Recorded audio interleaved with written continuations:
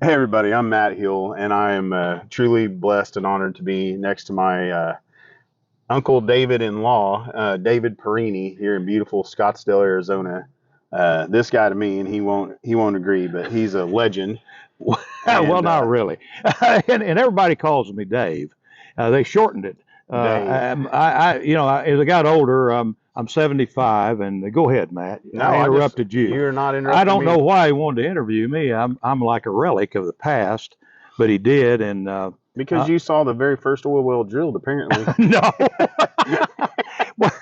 well, my story is my family was all blue collar people, coal miners. Actually, my dad was an Italian immigrant. My mom, they met in World War II. Her family was coal miners. They came from Tennessee to Oklahoma and was coal miners near McAllister, Oklahoma. Yep. Savannah, Pittsburgh, all those little towns south of McAllister. My Love that dad's area. folks were coal miners in Pennsylvania and went to Colorado, and they met in World War II. So both my parents were veterans. My mom was a Navy nurse. My dad was a gunner, and he got hurt, and they met. So it was a wonderful deal. So I came from the working guys, the rough guys, those coal miners. Everyone in my family was a coal miner. So they were much like oil field workers. And many of my friends in high school and junior high school, because I was on the other side of town, I was not on the wealthy side of town. They were oil field guys. They lived in trailers out south of town and great guys. And they were from West Texas. So I knew their dads and they were drillers and etc. And I was fortunate enough to get a scholarship to the University of Colorado to play football. And I had one at OU, and I turned it down and went to CU. And you I'll, I'll, Okies I'll, don't get mad at me I'll for forgive that. you for that. It's okay. But I'll pray for you, but I forgive you. but anyway, long story short, my working career, I was a janitor when I was in high school in the summer to earn money to have some spending money, buy some clothes, and as in high school, and then I went out and was a roughneck for 2 weeks, making $1.90 an hour That was big time money back in then, or no? Colorado. Yeah, it was pretty good money in 1965. Okay. And yeah, Man, that's gas something was else. about 29 cents a gallon, and so then Colorado got me a better job, making 250 an hour as an iron worker. So I went with that, and I remember telling the driller, and he said, "Well, man, if you can make 250 an hour, go get it. 6 days a week, 9 hours a day, and overtime for that." So I went to the iron working. Then the next summer, I turned them down and went to work in the mines with my dad and my uncles. That's One of them a was born in Italy, and I enjoyed working with them. amazing living. And then I went to the freight lines in Denver. I decided to stay in Colorado. So I'd always done blue collar stuff. Love the guys I worked with, but I wanted to coach. So I coached 10 years, but I was kind of like Rodney Dangerfield in the schools. You put an oil field guy or blue collar guy in the schools, it just doesn't fit. Some people don't belong. And I didn't. I was a heck of a good coach. The kids, we had good teams, great teams. And finally, I couldn't make a living, and all the oil field guys say, "You got to get out here." It was 1981, and I was 33, and I jumped out in it. And the thing I can tell you, it was these guys that I knew. I was laughing last night thinking about it. I knew guys that was in the Hobbs boom, good friends that came to Hobbs in 1938.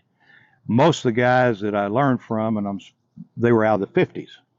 And and the thing I'll say that was unique, and hopefully it's still that way. I was a young guy, and I can remember saying, "How do you figure hydraulics?"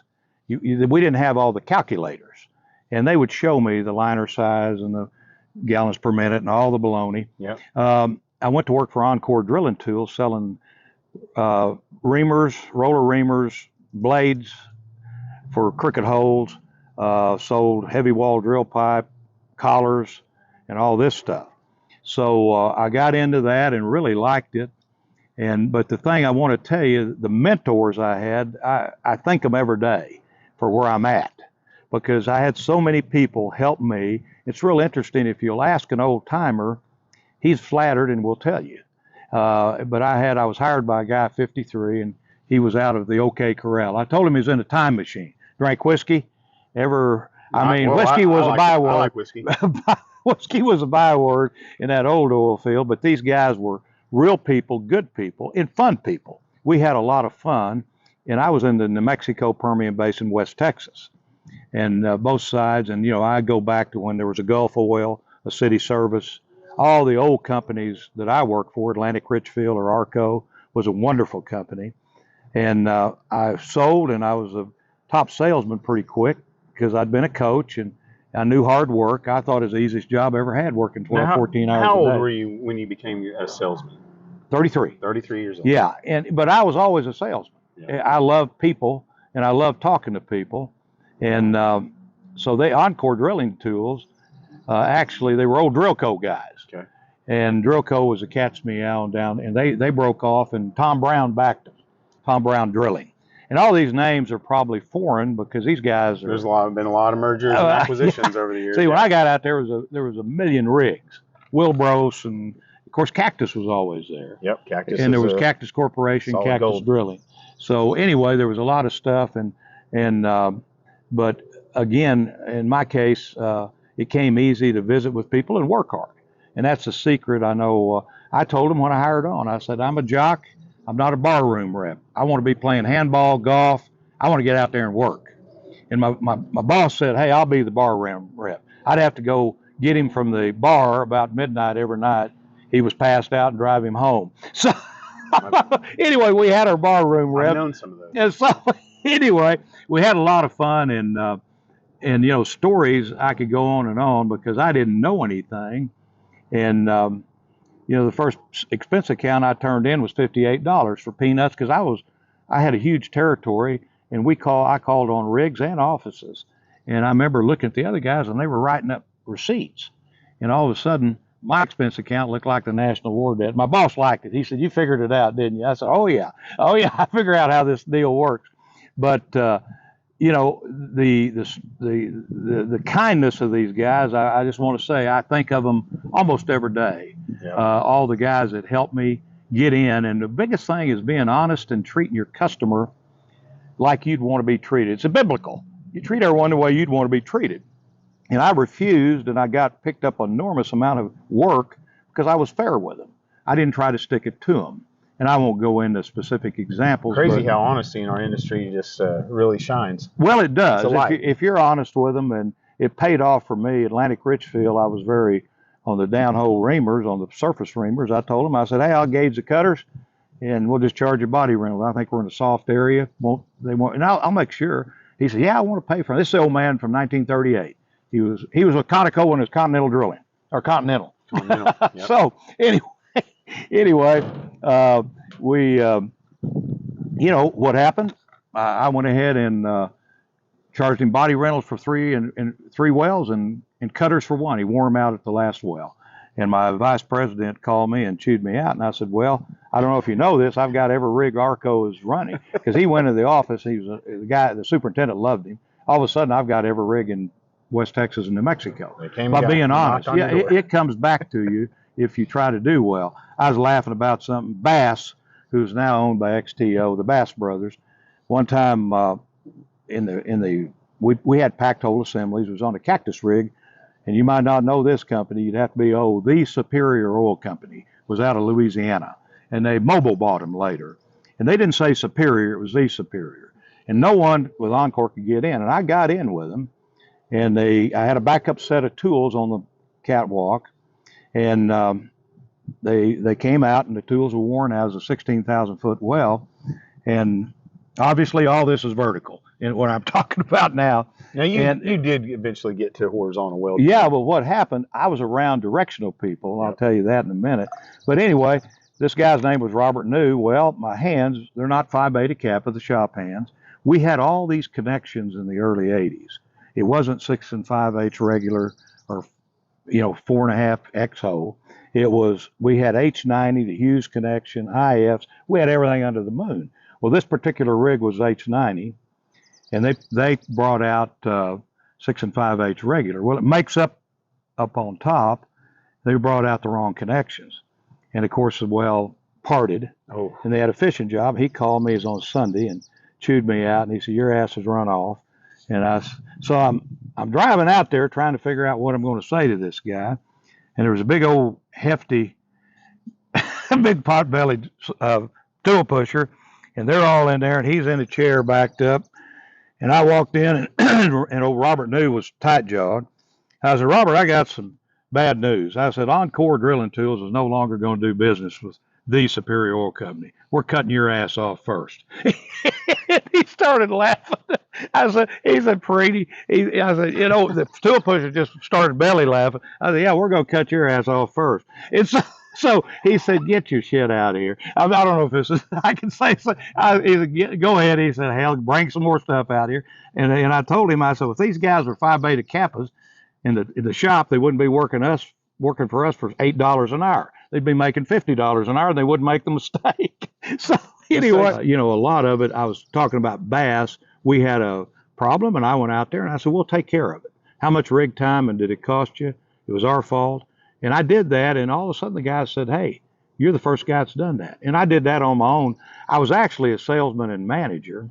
I didn't want to be a manager because I just loved sales. Somehow I always got back into the thing. I wasn't a great operations manager. I was a little bit. I was a little bit tough on our people. Really, I was not a great operations guy. I found my calling in this. I like sales, and that's what I wanted to do.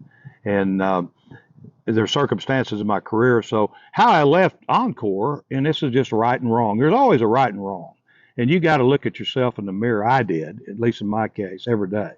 And I had a family, but I was out there working one time. I was working with two other salesmen, and the way they had it set up, they were making more money. They'd been there, but I was working 12, 13 hours a day, and I was the leading salesman, but I didn't get a bonus or anything. I didn't care. And they said, how come you work? We make so hard, and we make more money than you. And I said, look, guys, I'm not working for Encore Drilling. I'm working for Dave Perini. I'm working in my reputation, and I'd already had a lot of job offers. Yep.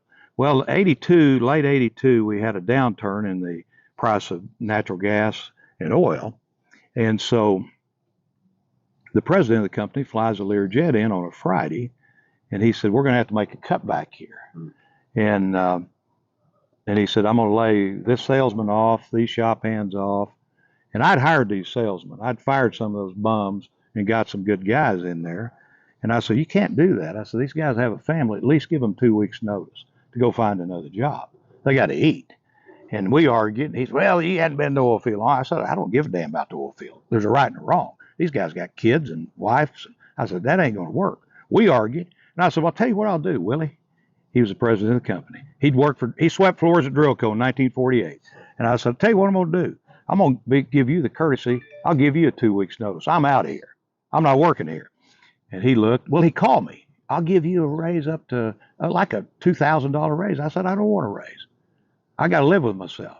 You either give those guys 2 weeks pay so they can eat while they're looking for a job, or I'm out. Of course, I knew I had other jobs. I'd been offered other jobs. That gives you a backup for this story. So in the meantime, if you want inspiration about making sure you have multiple streams of income coming in your life, this is the guy. So anyway, I went to casing outfit because at the time the downhole tools, they were cutting them. Yep. Because they were taking chances. Dog housing the Totcos, if you know what that means. They were given false Totcos on their readings.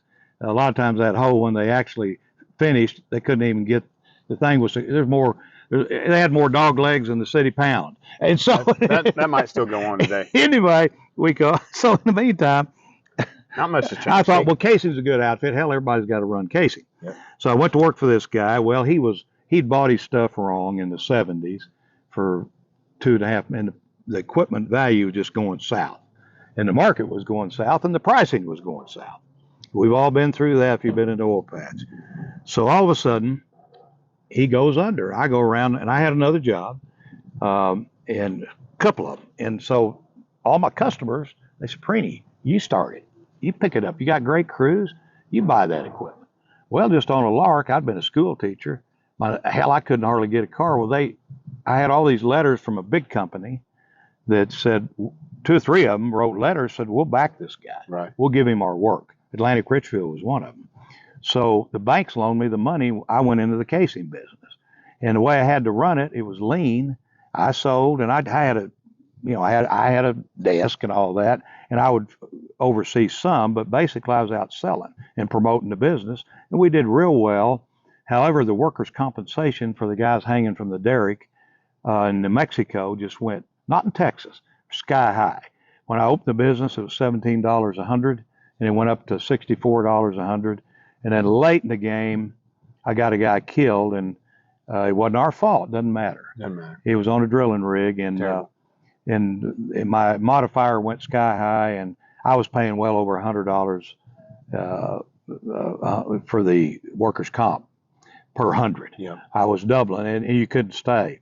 And an old man with a fishing tool, Carl Small, he'd been in the business since 1950, and he had Big Springs, Odessa, and Andrews. He'd been calling me to buy me out, and he wanted me to go to work for him and all this. And I knew a lot. Sounds like a great deal. And directional, how I got in, let me back up to directional. I worked with all the scientific, dig, Wilson downhole in the reamers. In other words, they used me because there was no horizontal. It was all directional. I worked for Atlantic Richfield at Levita Pass. I was in Colorado 2 weeks. The superintendent in that project was a guy named Sherman Norton. He was from Bakersfield. He loved me. He was a great guy. And I said, well, why don't you get drill co out of Farmington? They ain't worth 2 cents. Get your truck up here and change the cutters out and the blades when they need it. I stayed and played golf. Went up in the mountains and serviced 3 rigs, pretty big rigs, those Rocky Mountain rigs, and stayed in Walsenburg. And we drank beer and ate pizza and played 9 holes of golf each evening. You're a pretty good golfer. So it was great. But that's how the directional. I knew all those guys. I knew what was going on. So I had some experience in it because I was right up there with them. And so I was in the casing. Then I'm a vagabond. This is a brief story because my time's running out. The industry. Come here, just let me tell you how old I am. I'm 75. Last week, I talked to one of my best friends who's 90 in a rest home, a legend. And he came out in 1950, James Sillon. And I'll tell you his story in a minute because it's inspirational. So in the meantime, I sell out to the fishing tool outfit. Carl Small is the best guy you'd ever meet. Old school, unbelievable personality. Probably the best salesman I've ever run into. This guy was something.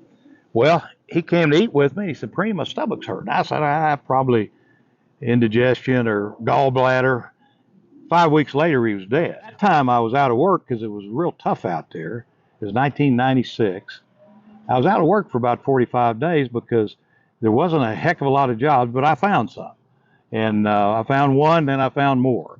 A wireline of all the things. So I'd always been in drilling. I went into wireline, and then I went into, I'm just telling you this I'm shortening the story very much. A lot of years have gone by. And then I worked for Patterson Drilling also. And then I picked up other jobs like Matt's talking about because it was tough to make a living. Oil, I think, is about $11 a barrel. And but I did what was right for me. I'm not saying you do that for everyone. I had all my kids out, and I thought, to heck with it, I'll find a job doing something. I could work. And so. And your customers love you. I mean, so I met Misty, over 10 years ago, and when the first time I got to meet you, you were very inspiring for a guy in sales. Not sure if he even loves sales yet. Listening to your stories made me. I mean, I'm more times than not. There's been times where and by all means, guys, whenever you ask me like my success stories, like, well, again, mentors like David Perini, who, heck, you teach classes on sales. Well, I did, and I taught one. I taught one for Encore. The president, they had me come down and spend 2 weeks with an engineer, great guy. And by the way, we put out the first mud motor. I put it out for Pogo in 1982. 82? Yeah, it was 82. Yeah, it was, or 83. I can't remember. It had to be one of those years. And Hughes bought us out for it. And I don't know, someone bought that mud motor from them, but I remember explaining how it's going to save your drill pipe and you're going to make more penetration. Game changer. Anyway, motors are game changers. But anyway, and again, I went down there. Then they wanted me to teach sales, so I would teach tools, and then we'd teach sales. And I went to Evanston, Wyoming, and in that Anschutz boom, and you might be foreign with it. It was the overthrust. It was called the overthrust. They'd take 10-inch drill collars and just look like they're spaghetti. The overthrust, very crooked area. And then you had Oklahoma City, Midland, and Houston, and I taught school there. So I did teach a sales class. It's basically what I learned playing football and in life from my family, just a philosophy. But getting back to where I went, well, let's back up a stairs. I had a kid work for me. What a success story. And he's his name's Ron Welch, and his daddy was a Laughlin pusher. Laughlin pushers had numbers. Actually, I went through with him to, what is it, Reno, Oklahoma? Yep. El Reno? El Reno. And there's a lot of old Laughlin pushers were many years ago, and he knew them all. His daddy, he lived in Wickett, Texas, little town, and what a guy. Great personality, smart. He grew up on a drilling rig, a Laughlin rig. And I knew he's an old man. He was a tough old bird. And so he went to work for me. He was drilling on a Grace rig, big rig. He said, I want to go to work for you. I said, okay. He could do anything. And I remember the old superintendent, a great guy, one of my mentors, Marshall Bean. He was an old Wharton drilling hand. He was Grace superintendent. And he said, I hired him and he could do anything. He's great salesman, run lay down machines if you had to. And if there were, and old Marshall called me. He said, Perini, you got every bit of our work just to have Welch come rig this rig up. He'd been the daylight driller. He quit to go to work for me because he had little kids and all this. Well, I quickly realized he was too smart to go to work for me, to work for me very long. And after a couple of years, I said, Ron, those are the best people to employ. People that are smarter than you. Well, and I said, Ron, you're too smart to work for me. You're going to be a big shot one day. Believe me, trust me. Remember my words. So I helped him get on with a fishing tool outfit, and that progressed to, he was the Halliburton's directional coordinator in the Rockies. Wow. And he'd call me, Coach, you got to come to work for me. I said, no, I lived in the Rockies. I don't like the cold, and I'd love to work for you. Well, he came down, and that's when I went to Pathfinder. It was a public company. They had, when Halliburton had to split up, when they bought out, I can't remember the name of the outfit. They bought out. They had a monopoly, and the SEC or the Justice Department split them up, and Pathfinder bought the Halliburton tools, and I think they bought an MWD, and so they had the premier MWD, and so Pathfinder hired him in the Permian, and he called me. He said, you got to go to work for me. And later, he was manager there 2 years. He became superintendent at EOG, and he was in this big office in Midland on Big Spring Street. He called me. He said, Coach, come see me.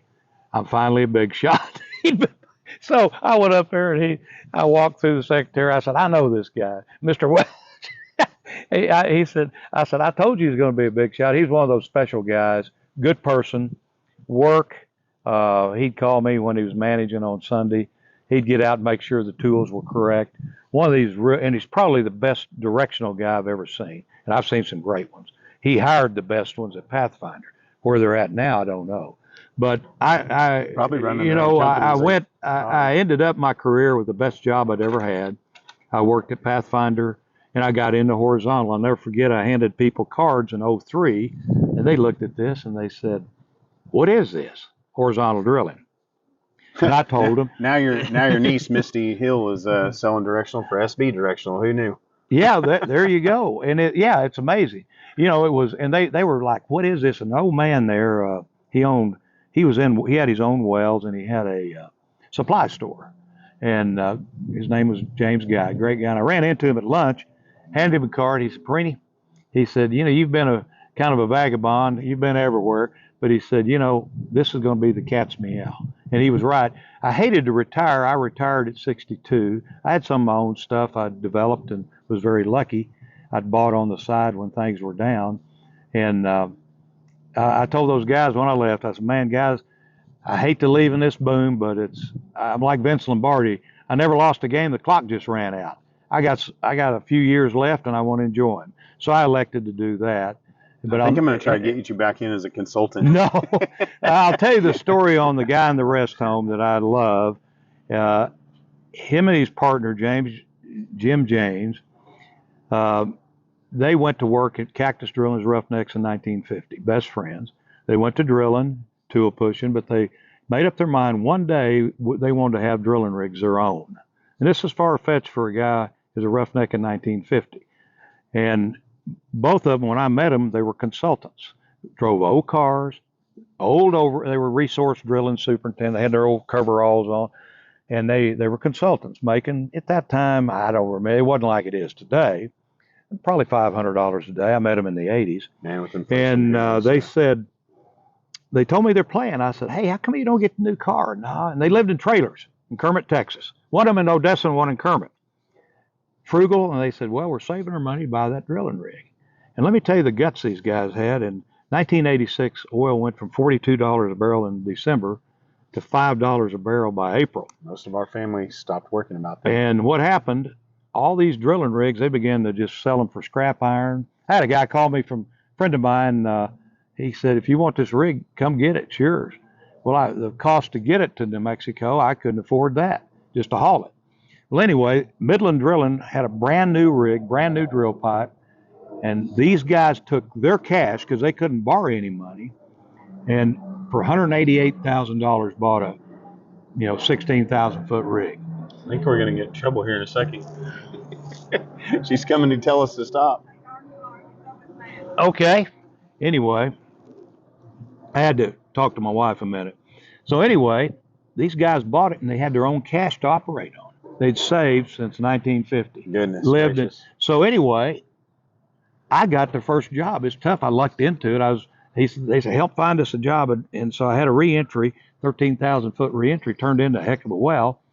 And that was their first job. And then they leased some rigs from companies that couldn't get them out. And then they bought those, and then they bought more. And the result is they had about 11 rigs. And they called me when they sold out to UTI for $23 million. Goodness. And I met them at the barn door in Odessa, Texas. Never been prouder of two guys. And Jim, these guys finally moved out of the trailer houses. Jim bought a house in Odessa and James in Levelland. And Jim died shortly after, and James is in a rest home. I always go by and see him or visit with him. He's 90, and I was laughing. He said, I can't believe you're 75. I said, well, James, I was 33 and you were 47, 48 when I met you. But that's a brief little deal of where I've been. I've been a vagabond, but I've seen it all. And I can't, I was kind of leaving when all the guys quit throwing the chain and pulling the slips, which I did, by the way. In 1986, I worked on the rigs. I pulled slips in 86, worked on crews, because we had super crews, and I was one of the hands. And I will never forget, Jim O'Brien had about 100 consultants out, and I was doing a job about 3 o'clock in the morning, and one of the roughnecks said, that guy owns the casing outfit. Well, he said, and I knew him. I didn't even know he was there. He was in the trailer house. He said, Perini, I'm the only one left myself. He said, come in and drink some coffee, let those guys pull slips, and work the V-door. So I've seen all the parts of it, but I don't know, the fracking, I just told Matt, I'd never seen the water fracks. We did Mitchell Energy's jobs. And we worked for them in New Mexico, and they wanted us to work at Barnett over there in Texas. And we went over there, and I'd never seen a water frack. Only thing I'd seen is sand fracks that we had in New Mexico. So all this is, you're on the cutting edge. I'm like a hieroglyphic guy from an ancient era. But the bottom line is the mentors you have, if you see a good guy, a guy to model yourself after, and ask questions.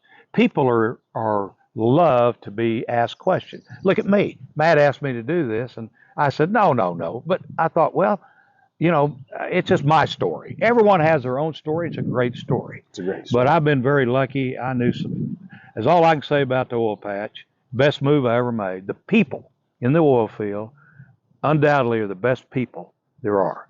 And I love them to this day. I can't tell you how much I enjoyed my experience. They're real men, and, they all have different personalities, and you got to judge it what it is. I'll never forget, I'd call on a guy and he'd slam the door in my face as a salesman. And I thought, well, you unlucky guy. Boy, you missed a good deal. You missed a great It didn't great hurt my feelings. It didn't hurt my feelings a bit. And, I'd keep calling on them. Eventually, I had many customers, just persistence. Showing up. Old Carl Small said, you got to be like the mailman. You got to come every week. And that's what I did. I would try to see people on a regular basis. And here's one philosophy I had. I worked for people. I'll never forget when I went to work for Pathfinder. I centered on people that had acreage. They had money to pay you. You don't need to practice on this stuff. You don't need not to get paid. And the money in the acreage and the drilling program, I was in drilling, that's who I concentrated on. I didn't pay a lot of attention. If some guy's going to drill 2 wells a year, he can call me.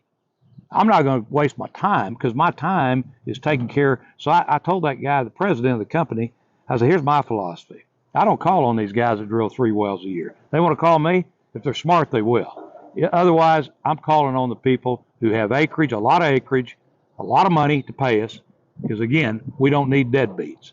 We don't need millions of dollars at 120 days out. And I knew who paid well, I knew who didn't, because I'd been in it a long time. So always think about that when you're calling. I pretty well centered on what I needed to center on to make money. And that's a philosophy I had, and it worked as far as bonuses and as far as my own company. I knew who had what and who paid you. And most of the people, even in the directional horizontal that I was working for, paid in anywhere from 25 days to 45 days. And that cash flow, I'd look at these accounts Houston had. My gosh, they had people that owed them 6, 8 months out, $18 million. Well, like I said, you don't need to practice. You need the money. Okay. Well, listen, hey, I think I could go on and on with more and more stories. And, did I get in fights? You bet. Did they call the police? No. It's awful. We don't call yeah, police. I did. I was an aggressive guy, and someone, and I could tell you a lot of funny stories, and I know different guys. Well, every time I come out here, I'm going to do this. I could write a book on it, and I can't bore you with all that because you're tired of listening to me. But the bottom line is, give that stuff 100%, and work hard and be persistent, and don't get discouraged.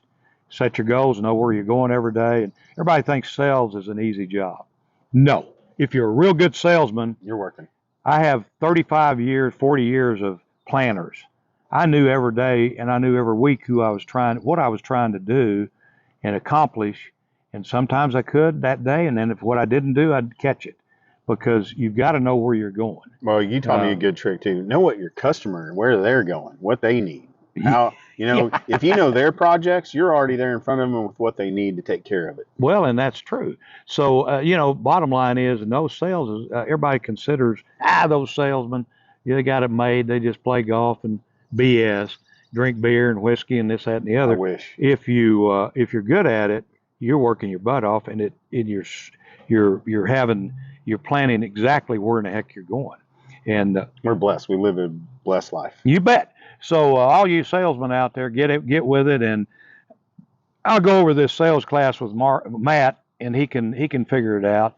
I got too many M's here. My son is Michael. My grandson's staying with us. He's Mark, and here's Matt. So I almost said Mark, Mike. I'll call Mark Michael. I could not have married into a better family. Anyway, these are spectacular people. Well, listen, the most generous, kind people I've ever known. And what we'll do is that I'll go through the sales deal, and Matt probably knows most of it, and I taught that, in 1982. Fact is, that's the one I took to Evanston, Wyoming.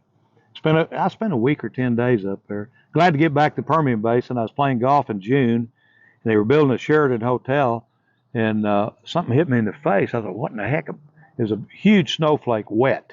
I mean, that over the mountains it was sunny when we teed off, played about 4 holes. It started snowing. I told him, I said, I'm getting the heck back to the Permian Basin. But I think I'm just going to drag you around, be my co-host. Tell Ann and Anita that. Well, anyway, I could bore you because my stories, because I'm so old and spent so many years out there. There's so many great stories. Silhan and Welch was a great story, but there's so many others. The people who've helped me.